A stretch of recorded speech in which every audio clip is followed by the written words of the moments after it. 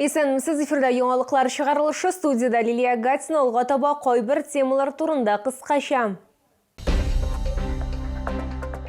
Бұлан боласы өлген әбір от ауыр халдәм Дивадворье экопаркында белгісіз кішілер хайванларны оғулаған. Рөхсәт ителә тұрған тукталышы 5 минутқа қадар әмма машина йөртүчеләр юл хәрәкәте кагыйдәләрен соңга сукмый Горкоммунхоз рейдка чыкты. Бұлан боласы өлген әбір от ауыр халдә Олабуға районының Дивадворье экопаркында белгісіз кішілер хайванларны оғулаған.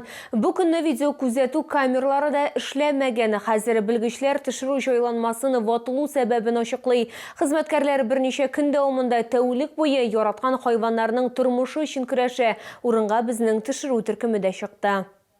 Хайваннар елганың икенче ярында аларга барып җитү җиңел түгел. Безнең тышыру төркеме бу юлны үтте. Көтүдә 30 ат, шуларның 5-сен билгесез кешеләр агулаган. Лора кушаматлы бия һаманда авыр хәлдә. 4 көн ул берни ашамый һәм эчми. От молока матери отравленный, еще отравился у нас и маленький двухмесячный же ребенок.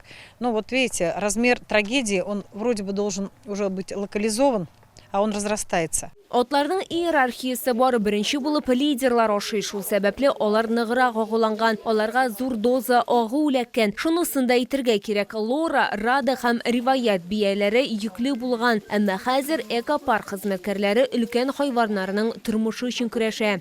У них можно определить, что им больно по их мимике, то есть напряженные мышцы, уши поджимают, апатичное состояние. Экопарк хезмәткәрләре яраткан хайваннарын коткару өчен мөмкин булганның барысын да эшли. Тәүлек буе кизү туры оештырылган, атларга уколлар, витаминнар кадыйлар, капельница куялар, интоксикацияны төшерәләр. Хәзерге вакытта әлеге очрак буенча җинаять эше кузгатылган. Лилия Гатина, Эльмира Гайнетдинова, Сергей Вильданов, яңалыклар. Рөхсәт ителә торган тукталыш 5 минутка кадәр, әмма күп кенә машина йөртүчеләр юл хәрәкәте кагыйдәләрен соңга сукмый, шуның белән авария хәлен тудыра һәм зур сыйдырышлы автобус йөртүчеләргә комачаулый. Бүген Горкоммунхоз хезмәткәрләре машина йөртүчеләргә юл йөрү кагыйдәләре турында искә төшерү өчен рейдка чыктылар. Алар белән бергә шәһәр юлларына безнең тышыру төркеме дә чыкты. Рейдның беренче ноктасы Рәис Биләев тукталышы булды. Монда һәр вакыт зур транспорт агымы, янәшәдә мәгариф учреждениеләре һәм спорт объектлары урнашкан. Шуңа күрә уку елы башыннан автомобильләр агымы тагында күбрәк булачак, димәк хәрәкәт итү һәм тукталышларга кадәр барып җитү авыррак булачак дип уртаклаша автобус йөртүчеләр. Очень мешает, очень мешает.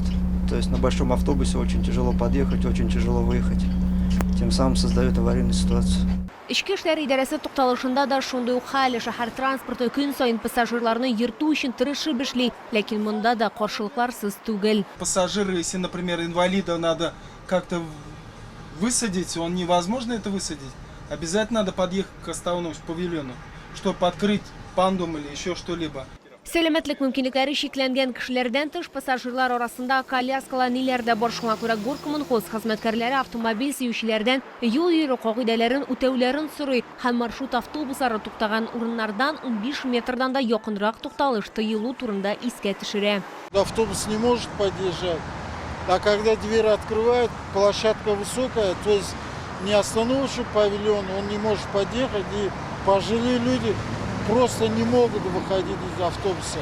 Юл йөрү кагыйдәләрен бозган өчен машина йөртүчеләргә 1000 сум күләмендә административ штраф яный. Лилия Гатина, Кирилл Хабзей, яңалыклар.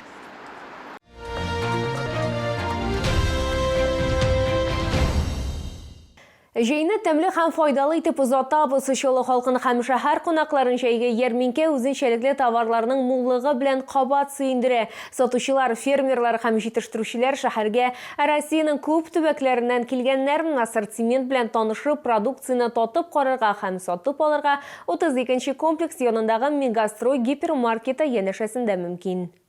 Яңа гына пешкән ит рулетлары, пешкән һәм ысланган козылыклар, сосискалар, сарделькалар, туш итләре, белорус мае һәм киек җәнлек итләреннән әзерләнгән затлы ризыклар, тәмле диңгез продуктлары һәм туп-туры Камчаткадан китерелгән балык. Ярминкә фермер майларына да Big Boy, көнбагыш, җитен, горчица һәм башка төрле майлар. Якыннарыгыз һәм дусларыгыз белән уңайлы очрашулар өчен тәмле классик һәм оригиналь хәлвә белән Дагыстан чәен сайлагыз. Көзге һава торышы, димәк җылынырга вакыт. Курткалар, тамбов фунтлары, ират күлмәкләре, хатын-кыз киемнәре һәм башка бик күп нәрсәләр. Җәйге ярминкә 5 көн 20 августтан алып 24 августка кадәр эшләячәк.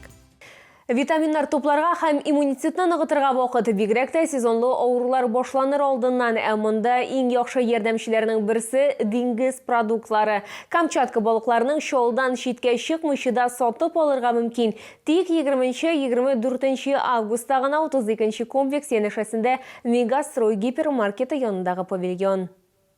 Киштәләргә балык туп-туры Камчатка ярларынан ул табигый яшәү тирәлегендә экологик чиста сулыкларда тотылган. Шуңа күрә анда файдалы микроэлементлар бик күп. Шулай ук диңгез балыгын куллану организмда йод кытлыгы белән көрәшергә ярдәм итәчәк. Камчатка балыгы омега-3-кә дә бай. Сөләйман патша билкәсе чавыча бигрәк тә. Ул сусыл, майлы, авызда эреп тора. Моннан тыш яратучылар өчен форель, палтус, нерка, ак балык сатып алырга мөмкин. Эре бөртекле һәм бик файдалы кызыл улдыкка да игътибар итмичә булмый. Продукцияны суыткычта да сакларга мөмкин. Һәм теләсә кайсы вакытта үз-үзегезне тәмле һәм файдалы Камчатка ризыгы белән сөендерергә мөмкин. Алар үз сыйфатларını югалтмаячак. Ашыгыз, аларны 20 августтан 24 августка кадәр генә 32-нче комплекс янында Мегастрой гипермаркеты янындагы павильонда сатып алырга мөмкин.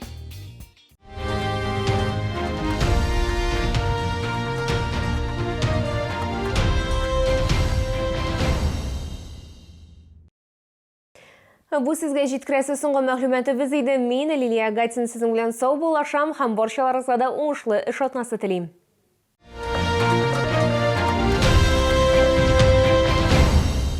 Только сейчас и только в Авто-1 при покупке новой «Лада» сигнализация с автозапуском и комплект ковров в подарок. Подробности у официального дилера «Лада» Авто-1. Набережные Челны, Альметьевский тракт 4В, телефон 475-38.